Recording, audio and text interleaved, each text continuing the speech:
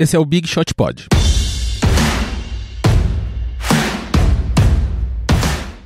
Olá, eu sou MM Isidoro, estou aqui com o Vavo Fresno. Olá, boa tarde, bom dia, boa noite. E Guilherme Pinheiro. Boa tarde, Vavo Mantovani, boa tarde, Marcel Isidoro. É um prazer inenarrável estar aqui novamente com vocês. Então, vamos lá. Hoje é dia 17, segunda-feira. Como é que foi essa semana pra vocês, meninos? Foi ótima. Tu diz assim, eu, minha família... Você, sua família. Semana da NBA. Seu futuro filho. Esse já é o começo do podcast? É. Semana da NBA ou semana da minha família? Da NBA. Ah, da NBA. A partir da próxima semana, inclusive, já corremos risco de termos novos rebentos no podcast, né? Quer dizer, tanto eu quanto o Vavo estamos esperando os nossos filhos aí nos próximos... Não imediatamente, mas né, nas próximas 2-3 semanas. Se nascerem no mesmo dia, vai ser uma coincidência e tanto, né? Vai ser. Helena e Romeu estão vindo aí com tudo. Então, Vavo, conta aí, qual foi os seus destaques aí dessa semana que passou? Considerações iniciais minhas aqui do podcast. No jogo de sábado, o LeBron James e o Lonzo Ball, ambos jogadores dos Lakers, ambos conseguiram um triple-double na mesma partida. E às vezes a gente pensa, 2 triple-doubles de companheiros na mesma partida. Deve ser uma coisa que acontece sempre. Não, é muito mais raro do que vocês pensam. Essa foi a 8ª ocorrência de temporada regular até hoje. Eu tenho uma listinha aqui, vale a pena falar? Vale, claro. Vamos lá. Em 62, o Oscar Robertson, rei dos triple-doubles, junto com seu companheiro Bucky Buckhorn, pelo Cincinnati Royals. Aí em 64, uma dupla dos Pistons, Ray Scott e Donis Butcher. Em 69, uma dupla dos Sonics, Lenny Wilkins e Art Harris. Aí em 82, o Magic Johnson e o Kareem Abdul-Jabbar. Em 87, o Larry Bird e Robert Parrish. 89, Pippen e Jordan. E a última tinha sido em 2007, Jason Kidd e o Vince Carter. E temos uma ocorrência nas finais de 58, aí playoffs, que foi o Bob Cousy e o Tom Heinsohn do Boston Celtics. 8 ocorrências, 9 com essa dos playoffs. Em quantas temporadas de NBA a gente tem? Faz as contas aí. Eu não sei. Quando foi a fusão? 70 e poucas? 70 e poucas, 47. 8 ocorrências é mais ou menos uma por década, né? A última foi em 2007, então às vezes as pessoas não percebem quão raro foi o que aconteceu neste sábado. O LeBron James, 24, 12 rebotes e 11 assistências, e o Lonzo, 16, 10, 10. Pra quem não viu o jogo, assim, o Lonzo Ball, ele ficou em quadra no último quarto, o Lakers estava liderando por 24, 26 pontos, ele ficou em quadra apenas porque sabiam que... Eu assisti, eu estava vendo o box score, eu falei, olha o que pode acontecer, 2 triple-doubles, vou ver o último quarto, mas acho que não vai acontecer porque o Lakers estava ganhando com folga, e eu achei que o LeBron e o Lonzo Ball iriam para o banco. Para minha surpresa, lá estava o Lonzo Ball na quadra, ele precisava de uns 2 de cada. Acho que faltavam 2 de cada, e assim, imediatamente após ele conseguir a sexta, porque é um rebote que ele coloca, é um putback, né, que ele coloca, ele consegue o último rebote que faltava, e imediatamente após ele é substituído. E não aí volta dá um abraço para o no LeBron James. Exatamente. E pra você ver a qualidade editorial desse podcast, né, o Vavo foi citado. Fui citado, né? Até esqueci de falar isso. Pela Sports Illustrated no Twitter. Porque assim, no final do ano passado, exatamente um ano atrás, eu fiz um vídeo no Boom Shakalaka mostrando todos esses casos. Até por isso que eu sei que são 8 casos. E aí, quando aconteceu o duplo, triplo, duplo, a Sports Illustrated, o perfil gringo da revista, colocou que era a 6ª ocorrência. Aí eu, Vavo, humildemente, fui lá e respondi eles. Só uma correção, vocês esqueceram de 2. Eles tinham esquecido do Jordan e do Pippen e tinham esquecido do Oscar Robertson e o Buckhorn. E aí, na hora que eu respondi eles fizeram um outro tweet colocando assim, correção. Nós dissemos que era a 6ª vez, na verdade foi a 8ª vez. Tínhamos nos esquecido desses 2. Via @VavoFresno. O que fez com que toda e qualquer pessoa que segue tanto eu quanto a Sports Illustrated respondesse assim, nossa, Vavo, que moral, hein, sendo citada pela Sports Illustrated, que pra quem não sabe é uma revista super conhecida de esportes nos Estados Unidos que tem centenas de milhares de seguidores no Twitter.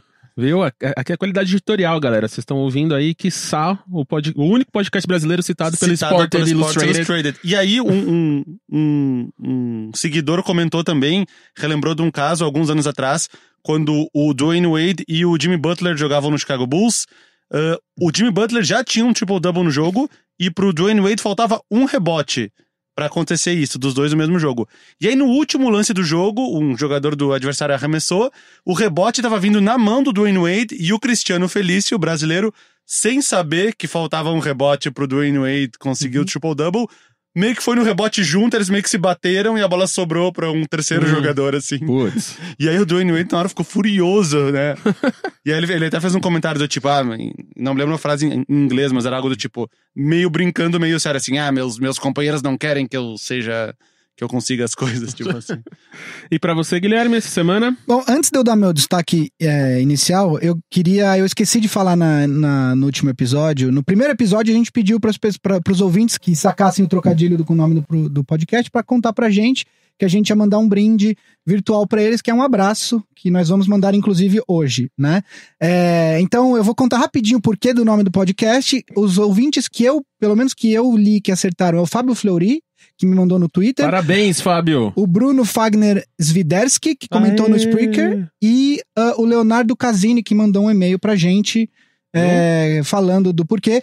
Tem só uma coisa que eles não sabiam, obviamente, por que a gente pensou nesse nome, que é o seguinte. Bom, Big Shot Pod é um trocadilho com o apelido de um jogador de basquete chamado Robert Horry, que jogou no Rockets, no Lakers e no Spurs. E no Phoenix Suns, muito pouco tempo. Verdade. Ele era um atleta muito conhecido por acertar arremessos decisivos em horas importantes dos jogos. Por conta disso, ele ganhou o apelido de Big Shot, e aí Big Shot Bob ou Big Shot Rob, eu já vi as duas grafias, né? Quando a gente estava pensando o nome do podcast, geralmente os podcasts de NBA, de basquete, eles têm algum termo, alguma gíria, sempre. Então você tem alley-oop, você tem the crossover, você tem vários termos que as pessoas usam pra nomear os podcasts. Então a gente tava, digamos, sem opções. Como já tinha usado absolutamente todos os termos possíveis relacionados a basquete. Os legais, pelo menos. E aí... Turnover. Pois é um erro, né? E aí eu comecei a pensar, bom, Vavo torce pro Rockets, eu torço pro Lakers. O que a gente pode ver de comum? Aí o primeiro nome que me veio na cabeça foi justamente o do Horry, porque ele ele foi campeão com o Joaquim Olajuwon 2 vezes no Rockets. Depois disso ele veio pro Lakers e foi campeão 3 vezes seguidas no time do Shaquille O'Neal e do Kobe Bryant. E aí, enfim, eu fiz o trocadilho. O nosso produtor, ele falou que podcast não pode ter nem cast no nome, mas eu sou um transgressor, né? E aí eu sugeri, e aí o pessoal gostou e tal. E aí o nosso querido MM Isidoro, quando ele fez a capa, não sei se vocês notaram, mas tem justamente as cores do Rockets e do Lakers. O roxo do Lakers, o vermelho do Rockets e o amarelo, que é um pouco das duas franquias, né? Conceito. Aí eu penso, quando fala em Rockets e Lakers, ainda bem que tu não pensou primeiro no Jeremy Lin. Ia ficar tipo um nome meio Pod Insanity, assim. Pois é. E aí, bom, pro meu destaque inicial, o meu destaque inicial, na verdade... peraí, então o brinde deles é um abraço. Um abraço. Parabéns. Já Parabéns foi. aí, gente. Um abraço a vocês todos. Se sintam premiados. Empate triplo. Se sintam premiados. É que foi um por mídia, então tá tudo bem. Tá certo. Um por mídia. E aí, então, se alguém quiser mandar uma cartinha aí pra gente também, fica à vontade que você vai ser o primeiro. E aí, bom, pensando no meu destaque inicial, a gente tava discutindo a pauta desse episódio, e aí uma coisa que a gente vai ter que falar, justamente a gente teve a primeira troca dessa temporada, né, que a gente vai comentar daqui a pouco, e eu comecei a pensar, na verdade, na maneira com que o Phoenix Suns é mal administrado e, na minha opinião, é o detentor atual do cinturão de franquia mais mal administrada da NBA. Por que eu acho isso? O dono do Phoenix Suns, o Robert Sarver, ele comprou a franquia em 2004 do Jerry Colangelo, que é pai do Brian Colangelo, que até outro dia era o manager do Philadelphia, né? E o Brian Colangelo era o manager do Suns naquela época. E ele não tinha burning accounts no Twitter naquela época. Pois é. E aí, desde 2004 até hoje, o Suns tem 5 aparições nos playoffs. A última aparição nos playoffs foi em 2010, ou seja, já faz 8 anos. É a segunda maior sequência fora de playoffs atual da NBA, se eu não me engano. O Sarver, só que assim, as primeiras aparições nos playoffs foram decorrentes de coisas que o Brian Colangelo já tinha feito antes do Sarver adquirir. Então, o Mike D'Antoni já estava lá, o Steve Nash tinha sido trocado. Foi os anos que o 2004, 2005, 5 e 6 foi os anos que ele foi 5 MVP, 6, né? 4 e 5, 5 e 6, né? Isso. Foi MVP 2 vezes seguidas e tal.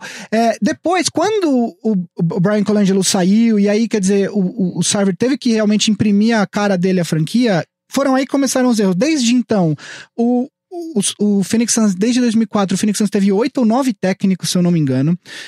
Algumas coisas que nas últimas 3 temporadas, o Suns perdeu 59, 58 e 61 jogos. Nas últimas 3 temporadas, e nessa temporada está no ritmo de perder mais ainda, não mais ainda, tá com 5 vitórias e 24 derrotas até agora. Nossa. Pior time da temporada por uma certa vantagem. Inclusive, é o único time ruim da Conferência Oeste, né? Exatamente. Porque o segundo pior já tem chance de mando de quadra ainda. Exato. E aí aparecem 2 mundos. E existem algumas coisas. Obviamente que, assim, numa liga em que todos os jogos você tem um vencedor e um perdedor, obviamente que nem todos os times podem ser bons, mas existem maneiras de você ser pior do que os outros, mesmo que os ruins, né? Então, por exemplo, algumas coisas que o Sarver fez no Phoenix Suns que mostram a completa falta de direção, de direcionamento da franquia.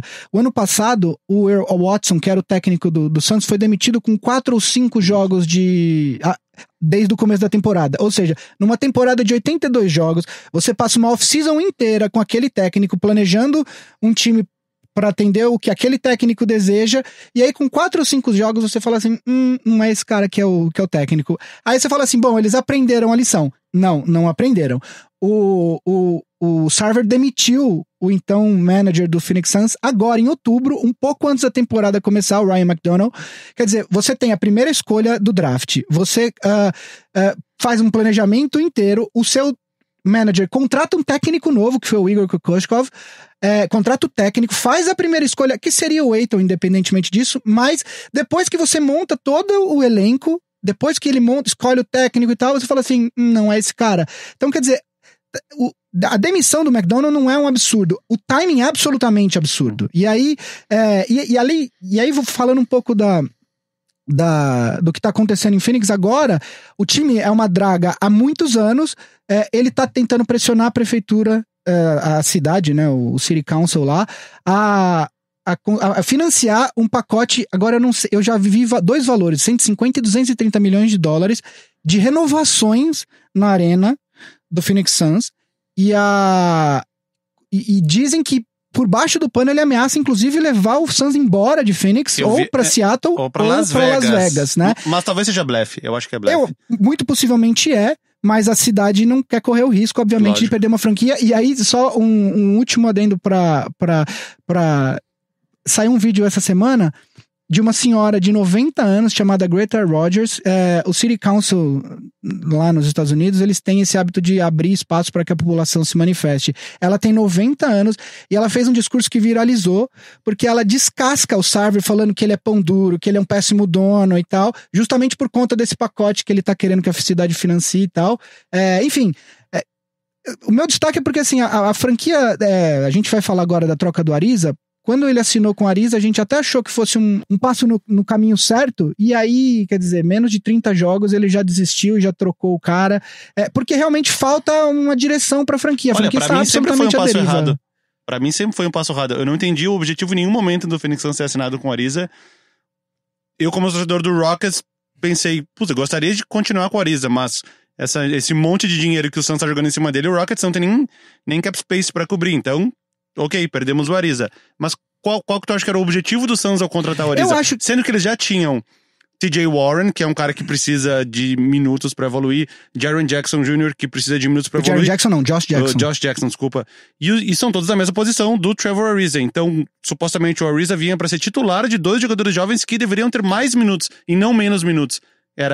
Pra ele ser um tutor, pra ele passar experiência? Era esse o objetivo? Eu acho que sim. Bom, a gente já tá entrando um pouco no primeiro tema da... Só então, antes do primeiro tema, só pra gente fechar aqui esse bloco direitinho, só dar aqui pra galera os contatos, se quiserem falar com a gente. Bora. Então, se você quiser comentar o que a gente tá falando aqui, ou igual os meninos ganhar seu abraço virtual aí, comenta no Spreaker, onde a gente publica esse podcast. Spreaker, que tá lá. O YouTube também, a gente tem um canal lá, só procurar Big Shot Pod, @BigShotPod no Twitter também.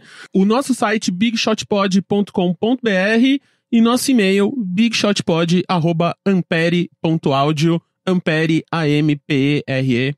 soletrar pro nosso produtor ficar feliz. Temos também o Twitter, né? O Big Shot Pod. Sim. E estamos no Instagram, que ainda estamos no Instagram, não temos, começando ali. Estamos começando. Popular. Temos algumas ideias de conteúdo que no futuro a gente vai soltar por ali também. A gente quer ser um conglomerado de mídia. Falando aqui, então, vamos começar falando o nosso bloco aqui principal, falando sobre essas trocas que a gente já começou aqui, já deu um spoiler.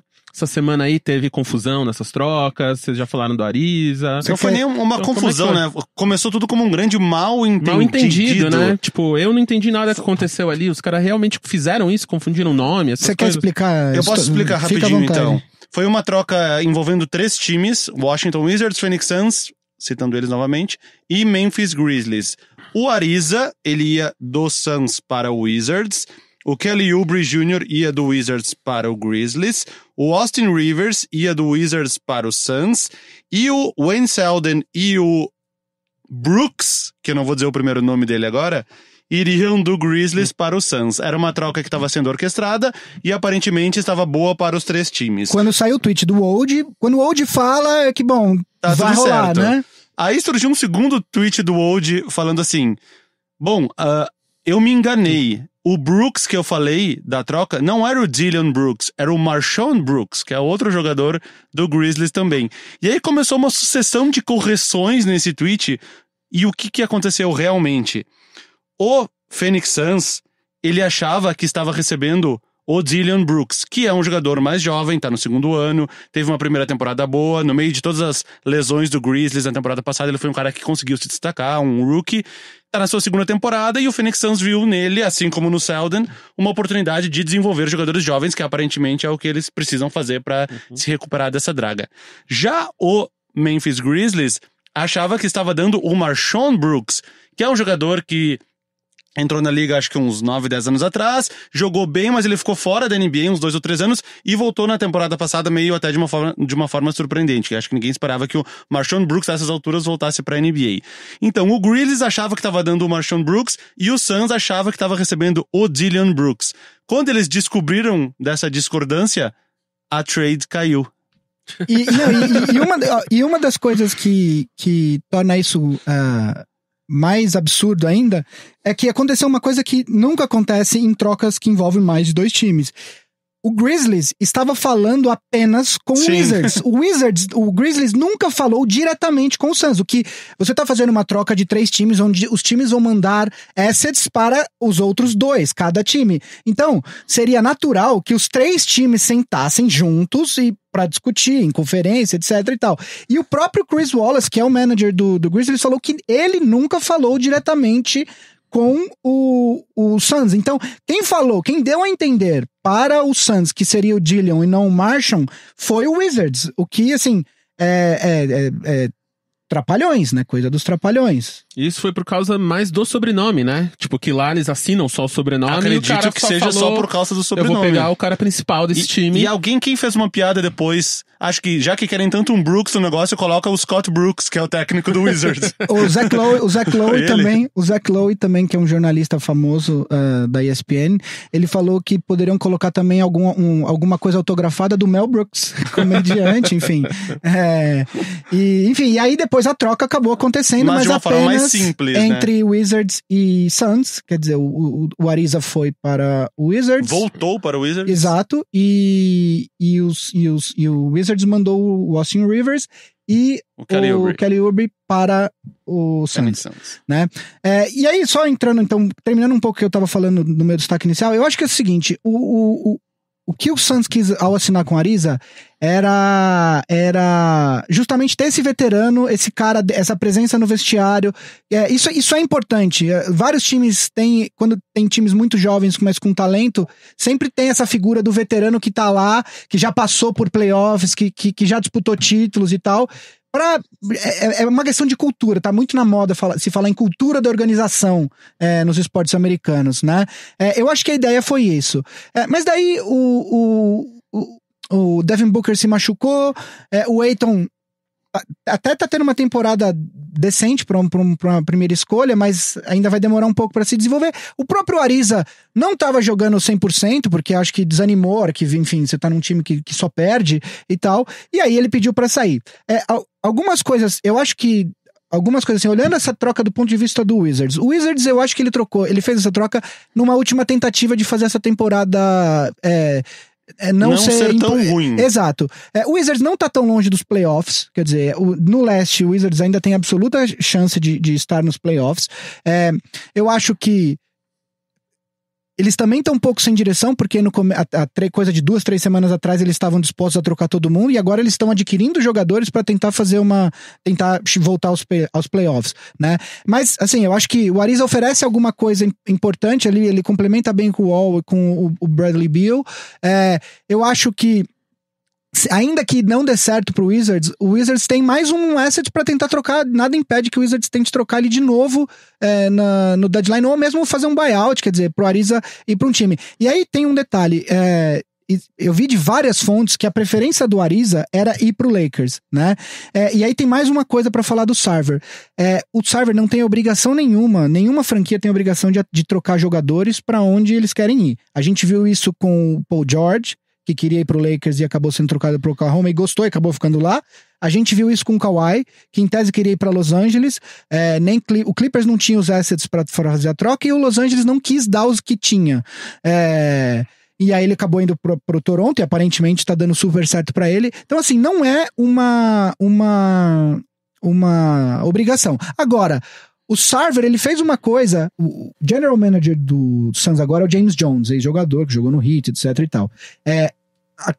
Um mês e pouco atrás, eles já tinham feito um buyout e aí o Tyson Chandler acabou indo assinar com o Lakers numa mexida que deu super certo pro Lakers e criou-se, porque ele é parceiro do LeBron James, o James Jones é parceiro do LeBron James e ficou uma coisa meio, será que ele fez isso pra ajudar o LeBron e tal, e enfim, dizem que não pegou muito bem. Por conta disso, o Sarver tinha decidido que não iria trocar o Ariza exclusivamente para o Lakers, para não dar margem para interpretação, etc e tal. E aí, quer dizer, ele atravessou o James Jones, que estava sim conversando com o Lakers, e ele fechou a troca, o Sarver fechou a troca diretamente com o Wizards.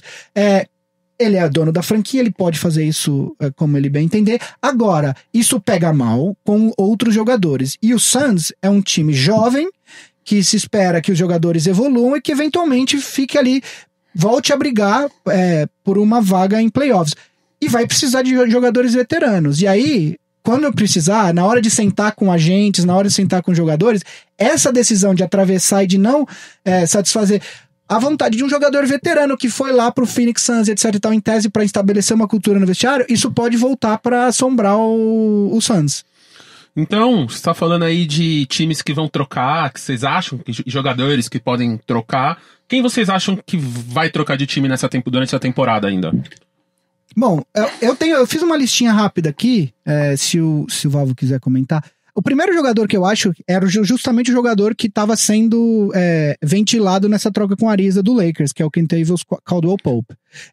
O KCP, ele fez uma boa temporada no time do Lakers o ano passado. Ele é um jogador que tem um arremesso de 3 bacana. Foi o único que se salvou. Ele tem um nome bacana antes de qualquer coisa. Também, hein? né? Kentavious Caldwell-Pope. Kentavious Caldwell-Pope. É um nome, né? Tem um nome melhor do que esse? Não tem. Califórnia. Ele tem nome de, sei lá, de patrono de universidade americana, né? Tipo, e aí o KCP, ele tem ele foi um dos poucos que se salvou na derrota do Lakers justamente pro Wizards ontem.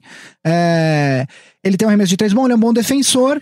Ele era o cara que estava sendo ventilado na troca pelo Ariza, que o Lakers ofereceria na troca pelo Ariza. E ele tem uma coisa, que tem um adendo aí que é importante. Ele tem dois adendos, né? O primeiro, ele tem o mesmo empresário do LeBron James. Dizem que o Lakers, acredita-se que o Lakers o ano passado assinou com o KCP justamente para já estabelecer um canal com a gente do LeBron James, porque na NBA tem essa coisa de você não poder falar com jogadores, não poder fazer o que eles chamam de tampering, né? Sim. Agora, a partir do momento que você tem um jogador que tem o mesmo agente do LeBron James, ninguém tá lá gravando sua conversa para saber sobre o que você tá falando, né? Então, assim, deu super certo, ele voltou para o Lakers. E aí, por conta de um dispositivo no CBA, que eu prometo que eu vou estudar mais para explicar, ele tem um negócio, ele tem uma no trade clause, que é porque ele já era do Lakers ano passado e assinou mais um contrato de um ano, eu não sei exatamente como funciona, mas o ponto é, ele tem um trade kicker de 15% no salário dele. Então, se ele for trocado, ele tem um aumento de 15%, justamente pensando em quê? Em trocá-lo, em incentivar com que ele abra mão dessa cláusula de no trade e seja trocado, né? Eu acredito que ele vai acabar sendo trocado. Não vejo o Lakers fazendo uma grande... Se a temporada continuar do jeito que o Lakers está, ali quarto, quinto, não vejo o Lakers fazendo uma grande troca até o deadline de 7 de fevereiro, mas o KCP eu acho que é um jogador que eles podem usar justamente para trazer esse cara, um veterano, que já tenha passagem em playoffs, etc, entendeu? Quem eu acho que vai ser trocado? Por quase nada, Jabari Parker. O Jabari Parker é um jogador que surgiu como uma promessa no Milwaukee Bucks, super bem draftado. Antes do Embiid. Ele foi terceiro. Ele foi segundo e o Embiid foi terceiro. Mas só porque o Embiid teve uma lesão, e é por isso que ele caiu. Ele seria o primeiro. E aí acabou sendo o Wiggins, enfim. Uma das decepções, enfim, não é assunto aqui. Assunto pro próximo podcast.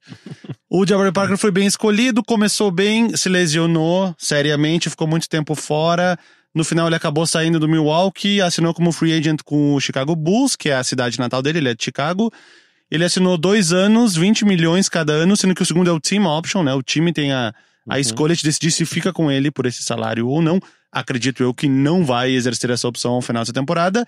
E ele é um jogador que esperava-se que no Chicago Bulls, que é um time que tá mais fraco, que é um time que teria espaço pro Jabari Parker poder jogar todo esse basquete ofensivo dele, que ele é um jogador basicamente ofensivo. Inclusive, ele já deu declarações que ele não é pago para marcar. Ele não é jogar na defesa. Não é pago para jogar na defesa, ele é pago para atacar. E nesse time do Chicago Bulls, talvez seria um time onde ele teria espaço para poder fazer esse volume de arremessos que ele talvez imagine que ele deva ter. Ele não tá indo bem no Chicago Bulls. Ele aos poucos saiu da titularidade pro banco de reservas, e do banco de reservas ele saiu para um jogador que não está mais na rotação do time. Aí o problema de conseguir trocar o Jabari Parker é esse salário dele, de 20 milhões, mas acredito que talvez algum time consiga absorver o Jabari Parker e alguma pique do Chicago Bulls no futuro. O salário do Parker, ele é 20 milhões garantido nessa temporada, mas na próxima não é garantido. Então, é garantido parcialmente. Então, não seria um problema tão grande trocar ele por conta do salário. E até, eu acho que a opção... Tem uma opção, que eu não lembro agora, mas eu acho que a opção é do time. Tem uma opção, Então, E aí como não é garantido, quer dizer, você poderia trocar ele só pra esse ano. Só pra esse ano, exatamente. Só pra esse mas talvez pra absorver esse salário dele, talvez algum outro time consiga alguma pique do Chicago Bulls junto.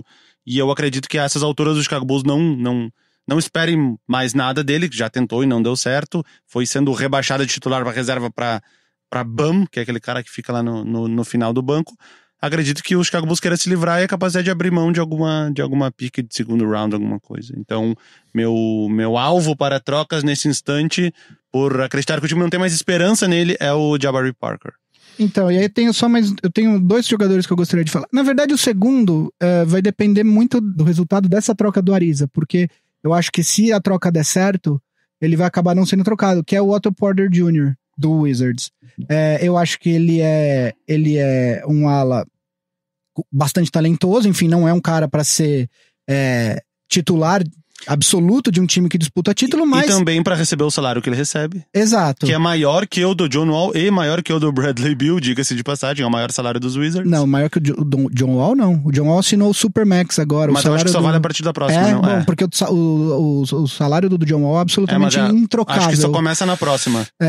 E aí, enfim, ele assinou um contrato de 107 milhões de dólares por 4 anos, mas, e tem esse problema do salário, mas eu acho que ele é um jogador bastante candidato a ser trocado, mas tudo vai depender agora do rumo que vai tomar o Wizards. Eu acho que se o Wizards chegar perto da troca, do limite da data de trocas, e não tiver chance de, ou não tiver muita esperança nos playoffs, eu acho que ele pode ser um candidato à troca. Você tem outro jogador aí, Vavo? Não, fala teu último aí. O meu último, na verdade, é uma grande... Eu não gosto de ficar no muro, é uma opção ousada, eu diria, porque eu acho, olhando aqui pra classificação do Oeste, eu acho que tem um cara tem um jogador que é um belíssimo jogador e que, dependendo do rumo que o time dele tomar, vai ser talvez possivelmente a maior troca dessa temporada, que vai acontecer com a temporada em andamento, que é Dame Lillard. Eu acho de verdade que o Portland basicamente é a mesma coisa, que é o mesmo time, tirando um reserva ou outro e tal, é o mesmo time que você, da temporada passada, que conseguiu terminar em terceiro, mas que acabou sendo varrido pelo Jazz nos playoffs. Pelo Pelicans, perdão. Num cenário de Conferência Oeste disputada desse jeito, como está, o Blazers ficar repetindo mesmo time, tem um ditado que fala, né, que esperar resultados diferentes, fazer a mesma coisa, insanidade, algo do tipo, assim, né? Então, assim, eu acho que se o Blazers no momento tá em 8º no Oeste, né? Só que logo abaixo do Blazers você tem Spurs, Rockets, Pelicans, você tem times que tem Jazz, você tem times que tem muita chance de acabar passando o Blazers. O que o Blazers vai fazer? Né? Quer dizer, você tem o núcleo... Mas justo o Lillard? O justo Lillard, porque o Lillard... desafio em 10 segundos a montar uma trade viável pelo Damian Lillard. Tempo. Olha, em 10 segundos, é que eu vou acabar pensando no Lakers e eu não quero pensar nisso ainda. Não, porque eu acho que faria sentido, por exemplo... Brandon Ingram, Lonzo Ball e, enfim, mais... E todo mundo exceto o LeBron. E salários, enfim. É que é difícil pensar, né? Eu acho que hoje a troca mais provável do Lakers é o Ingram, mas aí a gente vai falar um outro dia. Eu acho que o Lillard, ele está caminhando aos poucos, a passos pequenos, mas contínuos, para se tornar o maior jogador da história da franquia do Portland Trail Blazers. Eu acredito piamente nisso. Talvez esse cargo atual, eu acredito que seja do Clyde Drexler, que teve uma carreira longa na franquia, e embora tenha chegado a 2 finais, não foi campeão. E o que fez o Drexler depois que ele viu que ele não ia ser campeão em Portland? Foi trocado para o Houston Rockets, cidade onde ele jogou na faculdade junto com seu amigo Hakeem Olajuwon. E aí o que aconteceu? Ele foi campeão. Então. Mas ele não achava que ia ser campeão. Exato. Porque o Rockets ficou em sexto naquele ano. Eu acho que justamente essa é a questão. O Lillard, uma hora, e ele já teve conversas com o então dono, que acabou de falecer, o Paul Allen, né? Falando justamente, tentando entender qual o rumo que ele enxerga pra franquia, porque ele quer ser campeão. Né? Então eu acho que o Lillard, se eu não me engano, tem mais 1 ano de contrato depois desse. Eu não tenho certeza agora. De qualquer forma, eu acho que o Lillard é candidato a ser trocado caso o Portland não tenha chance ou não tenha muita esperança em relação a esses playoffs, né? Porque, enfim, por conta de salários, etc e tal, não tem mais muito que o Portland fazer. Você tem o CJ McCollum, você tem o Lillard, você tem o pivô Nurkic, né? Enfim, esse time claramente não é suficiente para ser campeão no Oeste. O contrato dele vai até 2021. 2021 mais 2 temporadas. Tem essa temporada e mais 2. Então, enfim... Mas 28 milhões... 30 milhões, 32 milhões, arredondando. Tem option, não? Não tem option. Não tem option. Então eu acho mais difícil, mas enfim, eu acho que o Lillard, se não nessa temporada, é candidato a ser trocado eventualmente por conta justamente disso. Assim, eu não vejo o Portland com esse time. O bom do contrato dele ter 2 anos é que isso, o time que adquiriu o Lillard eventualmente, ele tem controle durante 2 anos desse jogador, e aí o Portland acaba conseguindo mais coisas por conta de uma potencial troca. O valor de mercado, né, Marcel? Isso aí. Tu que é um cara aí do ramo financeiro. Cara, o valor do mercado, quando o valor é agregado, ainda mais com jogadores assim, é incrível. Já dormi aqui. Então, galera, se você concorda ou não concorda, comente com a gente diretamente nos nossos Twitters, lembrando aí também das redes do podcast, @BigShotPod, em praticamente qualquer rede, ou no e-mail, bigshotpod@ampere.audio. Nossa, só letra Ampere. Só letra. Cara, eu tô treinando aí pro Spelling Bee do ano que vem. Né? Aqui a gente faz umas competições muito loucas. A gente podia fazer um podcast de Spelling Bee, né? Spelling Bee vai ser incrível. Com os jogadores da NBA. Só com os times. Falar com os times jogadores, isso é bom. O Marco Kumbo. Te desafio, Gui. Nicolas Kitishvili. 5º pick do Denver Nuggets. Então vamos lá, galera. Como a gente começou o podcast depois do começo da temporada, a gente não conseguiu fazer as nossas previsões para essa temporada. A gente já falou de expectativa no primeiro e no segundo episódio.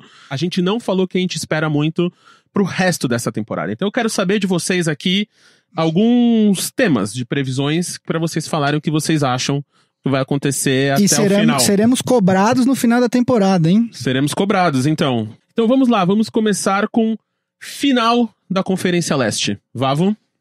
Toronto Raptors e Boston Celtics. Estou de acordo. A mesma? Estou absolutamente de acordo. Eu fiquei na dúvida. Eu fiquei pelo Celtics, não pelo Raptors. Sim, pelo Celtics, claro. Mas eu acho que tudo indica que o Celtics achou o seu caminho. Eu né? acho que o Celtics só precisa machucar 1 ou 2 jogadores, que é assim que eles funcionam. Machuca 1 ou 2 ali pontuais, o resto vem, domina e o time fica... Não, tô brincando. É porque ano passado foi o que aconteceu, né? Eles perderam o Gordon Hayward no início, depois o Kyrie Irving, e os reservas foram jogando igual ou melhor que os titulares e o time foi se encontrando. E aí a lenda de Brad Stevens só aumenta por causa disso, Exatamente. Né? E final da Conferência Oeste. Bom, eu vou de Warriors, acho que, enfim, e Thunder. Eu acho que o Thunder tá jogando muito bem nesse momento, olhando pra Conferência Oeste. Eu acho que eles são o segundo melhor time. Enfim, eu gosto muito do Nuggets, mas eu acho que na hora dos playoffs a gente sabe que ter o Westbrook, ter Paul George, enfim, contribui bastante. Eu acho que vai ser Warriors e Thunder.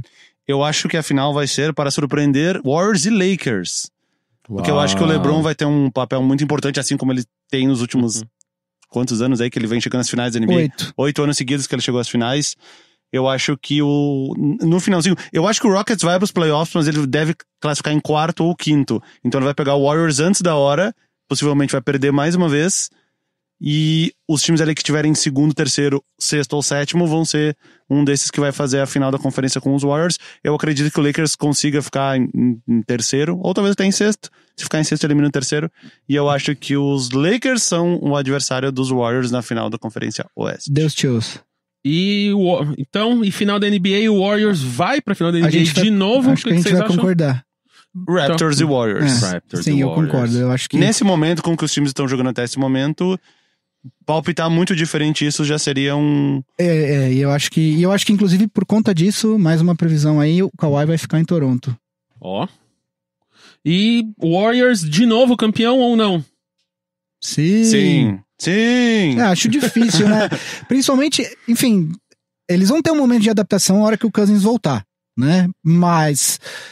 Pior não vai ficar. Pode ficar melhor. Quer dizer, eles têm... Pior dificilmente vai ficar. O pivô deles ano passado era o Pachulia e o JaVale McGee. E o JaVale McGee. Você põe o Cousins ali, além de tudo, ele ainda arremessa de 3, sabe? É complicado. A hora que sair... Começar um time com Curry, Klay Thompson, Durant... e eles vão Draymond jogar Green. pelo Cousins, porque eles sabem que o Cousins só vai jogar essa temporada e vai sair fora, porque eles não têm nem dinheiro pra poder pagar o que o DeMarcus Cousins merece. Exato. Então, e aparentemente eles estão bem fechados ali, são bastante amigos no vestiário. Tirando o que aconteceu. Tirando o que aconteceu, citado no primeiro episódio entre Draymond Green e Kevin Durant. Mas fora isso, acredito até que eles já tenham resolvido essa parte aí. Eu acho que eles vão jogar por ele também pra dar esse título que o DeMarcus Cousins parecia que nunca ia ganhar na vida. Porque, aliás, DeMarcus Cousins não jogou um jogo de playoffs até hoje. Diga-se de passagem. Pois é. E MVP, Gui? MVP, bom, condizente com o que a gente conversou semana passada, eu acho que o MVP esse ano, e eu acho que também, voltando assim, tem uma questão de narrativa, acho muito difícil ele não ganhar se ele continuar desse jeito, independentemente do recorde. Eu acho que vai ser o Giannis Antetokounmpo. Eu me mantenho com a previsão da semana passada, Kawhi Leonard, porque eu acredito que o recorde do Toronto Raptors, que vai ser muito superior ao do Milwaukee Bucks, essa diferença vai colocar ele um pouquinho... A diferença é de um jogo e meio só agora, né? Não, mas vai ser muito maior até o final da temporada. Essa faz parte da minha previsão. Olha lá. O pessoal botando na reta alegria aqui, né? A galera tá... Defensive Player of the Year. Então, aí o meu, pra fazer uma média, a liga gosta muito de fazer médias. O meu jogador defensivo vai ser o Giannis Antetokounmpo, porque como ele não vai ganhar o prêmio de MVP no meu cenário, a liga vai dar o prêmio de melhor jogador defensivo pra ele. Nesse instante, ele é o segundo nos win shares defensivos, o quarto no defensive rating e o segundo no box plus minus defensivo. E tem as médias de toco de roubo dele, que é 1.3, estão abaixo das últimas temporadas, mas eu acho que isso se reflete também no papel que ele tem ofensivo, tá cada vez maior, e ele claramente não pode ficar... É aquela coisa, né? Se tu tem um papel importante no ataque, tu não pode ficar tentando dar toco e roubar a bola o jogo inteiro, senão tu vai acabar cometendo faltas e tendo que, porventura, sair do jogo. Então eu acredito que, mesmo com essas médias de tocos e roubos, que são as estatísticas defensivas tendo diminuído, dá pra ver nesses números mais avançados que ele tá sendo um jogador importantíssimo defensivamente pro Milwaukee Bucks.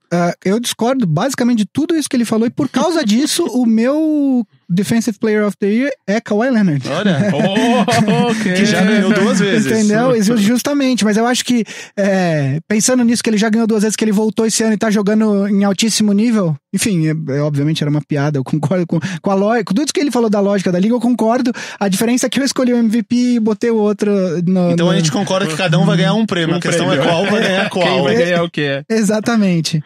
E Coach of the Year? Então, eu acho que, olhando, assim, você tem os candidatos de sempre ali, né? Você tem o Brad Stevens, o próprio Luke Walton do Lakers, mas aí o peso que o LeBron tem acaba minando os votos dele e tal. Eu acho que olhando pros elencos, olhando pros times e olhando pra como a gente acha que vai acabar a temporada, o time que mudou menos, mas que tá jogando mais, é justamente o Milwaukee Bucks. O time titular, os jogadores principais.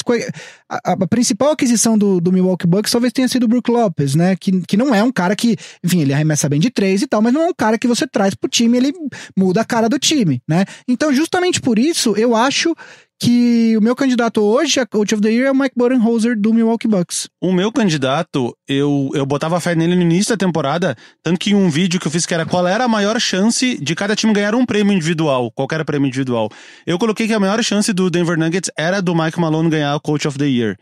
E mais de uma pessoa comentou, nada a ver, ele pra técnico do ano, Nikola Jokic aí crescendo, com chance de ganhar prêmios e tudo mais, a galera queria Isaiah Thomas pra sexto homem, e eu bati, o Isaiah Thomas nem jogou até agora, e eu bati o martelo no Mike Malone, pela campanha do Denver, que nesse instante é o primeiro colocado da Conferência Oeste, e eu acredito que ele deva manter pelo menos o mando de quadra ali entre os 4 primeiros até o final dos playoffs, pelo que ele conseguiu melhorar do time com poucas peças diferentes em relação à temporada passada, e o meu voto é Mike Malone. Sixth Man of the Year. Disputa muito equilibrada, eu tenho muitos candidatos, eu realmente fiquei pensando muito tempo. Eu anotei um e tenho mais 3 nomes que eu vou citar aqui. Então fala primeiro que depois eu digo o meu, vai. Tá, o meu hoje é Montrezl Harrell do Clippers. Eu acho que... eu acho que ele tem concorrência dentro do próprio Clippers pra esse prêmio. Do Lou Williams? Do Lou Williams. O Lou Williams esse ano deu uma caída em relação à ótima média dele de reserva. Então eu nem considerei muito o Lou Williams. O Montrezl Harrell, eu pensei, ele era do Rockets e ele foi naquele último segundo pro Clippers na troca do que o Chris Paul foi pro Rockets, foi o Beverly e toda a turma lá pro Clippers. O Harrell não era pra ser incluído, ele precisou ser incluído pra bater em uns salários, e eu lembro que eu fiquei assim, esse cara tem futuro, não precisava ter ido junto o Montrezl Harrell. E ele realmente tá sendo o principal jogador do Clippers vindo do banco, melhor até que o Lou Williams, que é um tradicional melhor jogador da NBA. E já ganhou 2 vezes, já ganhou uma pelo Raptors e uma pelo Clippers. Exato, e aí, só pra terminar, os meus outros, o Julius Randle, que tá tendo uma muito temporada... bem. Ele até começou alguns jogos como titular, Sim. mas a maioria ele tá vindo do banco, e o Dennis Schroeder, que veio na troca Também. do Carmelo pro Hawks, né? Veio pro Thunder, tá tendo uma temporada bastante interessante. Mas que também jogou vários como titular, né? Quando Sim, o Westbrook estava machucado. Sim. Mas só pra esclarecer, pra ganhar o prêmio de sexto homem, ele só precisa ter jogado mais jogos vindo do banco do que sendo titular. Exato. Não precisa ser todos, ou não precisa ser 90%, não. Basta mais da metade. Mas o meu candidato não tá nem na tua lista. Domantas Sabonis. Ele também começou alguns, né? Como titular, Alguns, né? mas ele tem vindo sempre do banco. Eu pensei nele, mas na hora... Porque joga com o Thaddeus Young, o Bogdanovic e o Miles nele, Turner. eu pensei nele, mas eu falei, não, eu acho que ele é titular, e aí eu acabei tirando ele, Não. mas você tem razão. É um excelente nome. E, pra acabar nossa lista oficial, Most Improved Player. Olha, eu pensei no Sabonis também, Uhum. mas o meu escolhido, até pelo grande salto que ele deu, que não era um salto não tão esperado. Todos esperavam que ele desse esse salto em algum momento na carreira, e aparentemente foi nessa temporada, quando ele trocou de time, Zach LaVine. Não? O meu Nikola Vucevic. Pode ser. O Vucevic, eu tava olhando os números o Vucevic tá com melhores marcas na carreira, em média de pontos, em arremessos de 3 pontos, por muito, tá? Ele tá com 40% dos 3 pontos, a principal temporada dele foi a primeira, mas quando é aquele small sample size, quer dizer, isso pode se mostrar muito pequeno, ele não tinha arremessado muito, né? Ele tá com melhores marcas na carreira em arremesso em média de pontos, em assistências, em arremessos de 3 pontos, em arremessos de quadra no total. Enfim, ele tá jogando. E aí tem um peso aí. Eu vi os 2 jogos do Magic contra o Lakers, passei raiva nos 2 jogos, porque ele parecia o Olajuwon. Eu li com esse tempo na internet. pontos. Torcedores do Lakers que nunca viram, que caíram de paraquedas essa temporada e viram os 2 jogos do Orlando Magic, acham que o Vucevic é o Michael Jordan. Exato, assim, mas ele vem jogando, ele vem sendo a principal opção ofensiva do Magic. Ele tem 28 anos, enfim, ele ainda é um jogador novo, mas batendo todas as marcas da carreira e rebotes, é a segunda melhor marca da carreira. A primeira melhor marca foi no 2º ano dele. Então, assim, é um cara que na média, ele tá batendo as melhores marcas da carreira nas principais categorias agora esse ano. Pra mim seria, tem outros candidatos, enfim, mas eu acho que o Vucevic, pra mim, do que eu vi, obviamente que tem outros que eu ainda não consegui ver, porque na NBA tem muitos jogos toda noite, né, e enfim, do que eu vi, ele é o meu candidato. Só justificando o meu voto do Zach LaVine, antes de explicar, antigamente na NBA, na década de 80, tinha um prêmio chamado Comeback Player of the Year, que era pro jogador que jogava bem, aí ele jogou mal e voltou a jogar bem. Seria o jogador comeback. Ou quando tinha se machucado, né? Também, quando tinha se machucado, Foi um prêmio que existiu por algumas temporadas. Quando esse prêmio foi aposentado, aí que veio o prêmio de Most Improved Player, substituindo, que a ideia é mais ou menos essa, mas não é. Então eu acho que se existisse o prêmio de Comeback Player of the Year, o Zach LaVine se encaixaria muito mais nessa definição, porque ele ficou um tempo lesionado e agora ele tá voltando com esse potencial que todo mundo esperava dele, passando de 16.7 para 23.8. Ele tá mandando 7.1 pontos por jogo, que é uma marca considerável. Porcentagem de arremesso dele passando de 38 para 45. É uma diferença bem considerável. Ainda assim, se existisse esse prêmio, agora inventando aqui na hora, o vencedor seria o Derrick Rose. Fácil. É verdade. Agora, eu acho que o Zach LaVine, o caso dele fica complicado quando você pensa que alguém tem que marcar pontos nesse time do Bulls, né? Porque... Good stats in a bad team. E aí o Lauri Markkanen estava machucado, voltou recentemente, quer dizer, não tinha... Aí você tinha o Jabari Parker, você tinha o Wendell Carter, mas, quer dizer, o time do Bulls é horrível, e aí alguém tem que marcar ponto nesse time, Não necessariamente, porque eles perderam de 56 o outro dia. Nesse jogo ninguém marcou ponto. Aliás, uma história que a gente não comentou é a história do começo do Jim Boylen como técnico do Bulls, que, enfim, ele depois de um back-to-back que o Bulls tomou perdeu um jogo e depois tomou uma lavada do site, ele queria dar treino no dia seguinte, aí teve quase um motim, assim, o cara começou super bem, enfim. Então, falando em técnico, gente, a gente vai publicar no nosso Twitter, nas nossas redes, todas essas previsões, pode cobrar a gente aí no fim da temporada. Manda aí, segue a gente lá no Twitter, @BigShotPod. Então o Gui falou de técnicos e tal. Vamos fazer aqui 2 previsões mais ousadas? Então, qual técnico vocês acham que vai ser demitido durante ou após a temporada? Olha, eu não sei se eu tenho... Eu acho que... Quem tá na balança aí? Fui pego de surpresa, estou pensando aqui. Não, então, eu não vou... assim. Pra dar tempo pro Vavo pensar, e aí depois, na hora que ele estiver falando, eu vou pensar. Eu acho que uma previsão que eu realmente vou fazer, que eu acho que o Popovich se aposenta depois dessa temporada. Greg Popovich, técnico do Spurs, ele perdeu a esposa dele recentemente, ele já tem um compromisso de dirigir a seleção americana na próxima Olimpíada.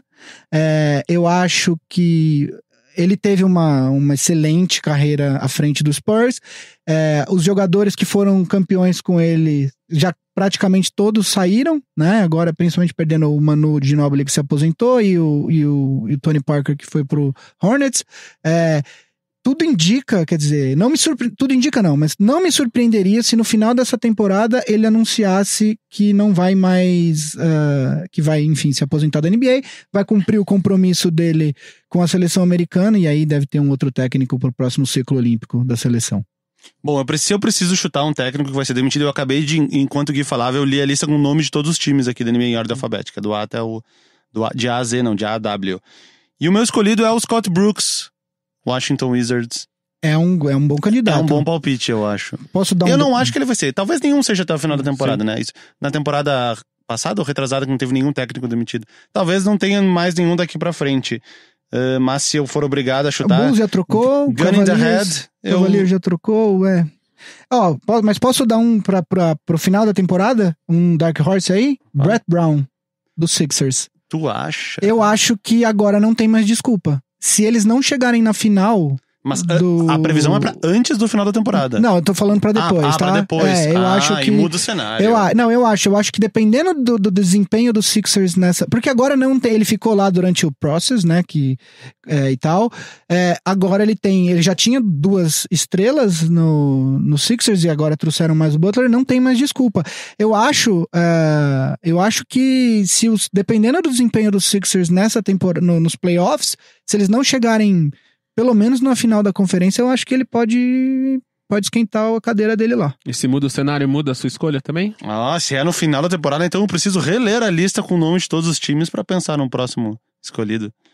Quer um tempinho? Não, é que assim, especulação no nome de técnico qual pode ser demitido ou não, o próprio técnico do Phoenix Suns, então. Ele foi contratado por um general manager que já foi demitido. O time tá com um recorde de 5-24. Não me surpreenderia, inclusive, considerando quem é o dono do Suns, se ele for demitido ainda durante a temporada. Sim, também. Obviamente que é um exercício especulativo aqui e a gente não vai sair daqui nunca, mas não seria nenhuma surpresa. E pra fechar, então, mais uma especulação, que time que não chega no playoff? Phoenix Suns.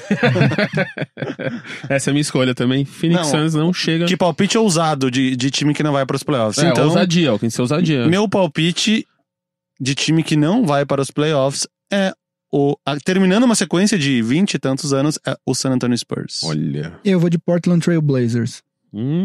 A dele é mais ousada que a minha, eu acho. E vou falar. Eu acho que o Spurs tá mais fora dos playoffs do que o Blazers tá fora dos playoffs. O que torna a escolha dele mais ousada do que a minha. No momento o Spurs tá, o Spurs tá com 15-15 e o Portland tá em 8º com 16-13. Mas eu acho que o Portland... Eu acho que a gente teve algumas surpresas de times que a gente não esperava que fossem bem no Oeste, quer dizer, Memphis, o Clippers, ninguém esperava, eles estão no momento nos playoffs, o próprio Sacramento... Lembrando que passa uma semana do nosso último episódio e continua repetindo apenas 3 times na Conferência Oeste em relação ao ano passado. Exatamente. Warriors, Blazers e Thunder. Exatamente. Então, eu vou de... É que no Leste fica mais fácil, então o Miami Heat já tá até um jogo e tal... Mas a briga do Oeste vai deixar a gente boa de fora, não tem jeito. Com certeza. Então é isso, essa foi as nossas previsões para a temporada 18-19 da NBA, com um pouquinho de atraso, mas a gente chega lá, né? Aposto que se a gente gravar faltando 2 rodadas para acabar, a gente vai acertar várias coisas. Várias coisas, né? Previsão dos 80 jogos. E é isso, galera. Então, antes de a gente acabar o podcast, quer dar uma notícia aqui, que é super legal, que o Pacers vai contratar a primeira mulher para a posição de Assistant General Manager da história da NBA. A Kelly Krauskopf, ela foi durante 17 anos, ela foi presidente e General Manager do Indiana Fever, que é o time da WNBA. Existem outras mulheres em posição de front office na NBA, mas nesse grau de assistente de general manager, ela é a primeira, né? Você tem outras mulheres, inclusive no staff técnico de alguns times, acho que o expoente maior é a Becky Hammon, justamente do San Antonio Spurs, que dizem que vai ser possivelmente a primeira mulher a ser entrevistada por um cargo de técnica e possivelmente, eventualmente, a primeira técnica mulher na NBA. Ela ganhou com o Spurs a Summer League de 2015, sendo a técnica do time do Spurs da Summer League. Ela foi recentemente promovida, eu não sei se foi nessa temporada, acho que foi na passada, pra primeira linha do banco, porque, enfim, os staffs técnicos da NBA, eles funcionam, cada técnico tem mais ou menos 5 ou 6 assistentes, e aí você tem os da fileira de trás e os da fileira da frente, que são os principais. Ela começou com uma da fileira de trás e agora é da primeira fileira. Então, assim, a NBA é a liga mais inclusiva, acredito eu, dos esportes americanos, dos grandes esportes americanos. Nada mais justo do que mulheres alcançando posições de destaque na liga, né? Talvez case a tua informação anterior da aposentadoria do Greg Popovich com a primeira mulher treinadora na NBA. Se tem Será que ela já seria pra agora? Se tem uma organização que é suficientemente progressiva a ponto de contratar uma mulher, seria justamente o Spurs. O Greg Popovich é um cara de posições absolutamente liberais, enfim, ele critica abertamente o Donald Trump. Eu acho que é uma organização que aprecia o multiculturalismo. Eles estão, primeiro, numa cidade com uma população hispânica muito grande, que é San Antonio, né? Segundo, que é uma organização que sempre se deu bem com atletas estrangeiros. Você tem o Manu Ginóbili, você tem o Tony Parker, você tem uma série, o Paul Gasol tá lá agora, enfim, você tem uma tradição de atletas estrangeiros não me surpreenderia em nada se o Spurs fosse justamente a primeira organização a contratar uma técnica mulher. Bem, espero que isso seja algo que se replique aí em vários esportes, né? Que vá da NBA pro futebol, pro beisebol, pra tudo isso, porque, né? Tipo, é uma onda aí muito boa. Então, parabéns aí a dona Kelly Krauskopf e que seja... E vida longa. Vida longa. Então, jogos da semana, gente. A semana que vem é Natal. Vai ter muito jogo bom por aí. E o que vocês indicam que nossos ouvintes assistam? Olha, Guilherme? Eu começo? Bom, eu, por uma razão absolutamente... Não é simplesmente pelo jogo de basquete em si, mas porque eu acho que tem todo o contexto. Minha indicação da semana, na sexta pro sábado, dia 21, à 1 da manhã. New Orleans Pelicans jogando contra o Lakers em Los Angeles. E a razão não é porque eu sou torcedor do Lakers, é porque tem toda uma narrativa. O Anthony Davis acabou de trocar de empresário para os mesmos empresários do LeBron. Existe uma expectativa de que o Lakers esteja guardando os seus assets justamente para tentar uma troca pelo Anthony Davis na próxima off-season. Então, enfim, eu acho que esse buzz vai tá gravitando ao redor desse jogo, né?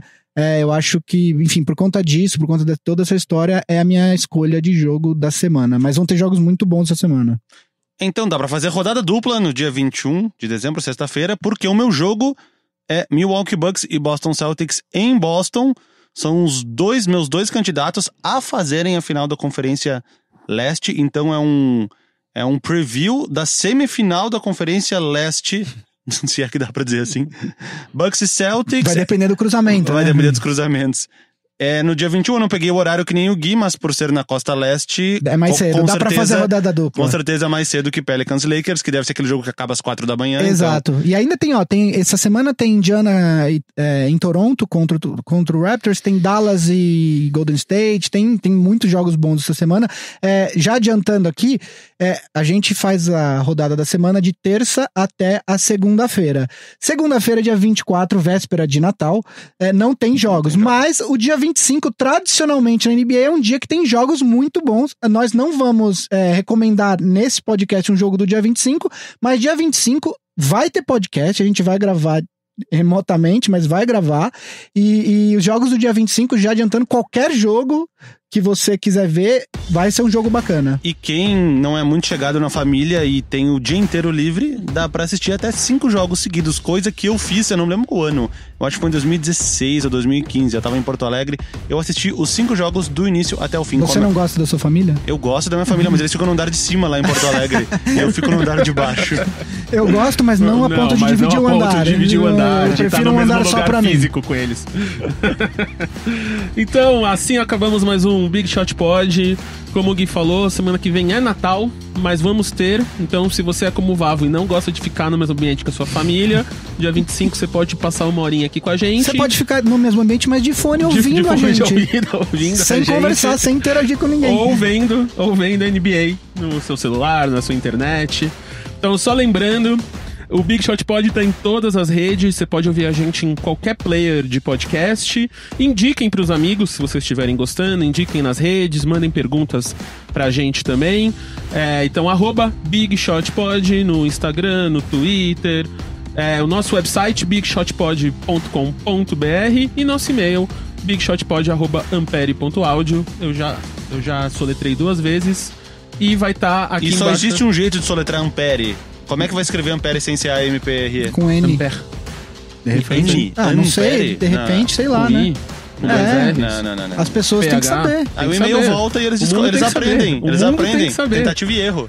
E assim, se você não entendeu a soletragem, embaixo, aqui na nossa descrição, vai ter todas essas informações. Eu sou o MM Isidoro, então @MM igual chocolate, Isidoro com Z de Zabumba. Guilherme. Eu sou Gui_Pinheiro no Twitter e no Instagram. E eu sou o Vavo Fresno, tudo junto em qualquer rede social. Então esse podcast é uma produção da Ampere e do fundador da internet, Cristiano Dias. Se vocês ainda não ouvem o Boa Noite Internet, o nosso podcast irmão aqui da nossa network Ampere, ouçam todo domingo à noite no seu ouvidinho aí. E a gente é gravado nos estúdios da Inova Bra Habitat. Nos vemos semana que vem. Feliz Natal para todos. Eu ainda não vou dar Feliz Natal, porque ainda tem mais um antes do Natal. Mas Feliz Hanukkah aí pra quem comemorou. Falou.